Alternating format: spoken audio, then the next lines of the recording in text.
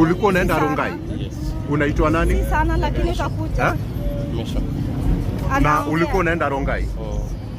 Na hapa unajua ni wapi pale umepatikana? Rabai Road. Okay, pole sana. Unaitwa nani? Ni yeye. Sasa kama kungekuwa na nini, alafu hizi mizigo ataweka wapi?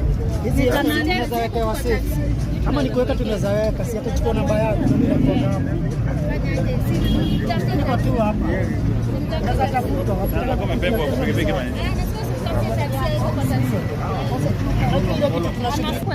Kwa hivyo ni pikipiki ilikuwa imekubeba? Hiyo imegongwa?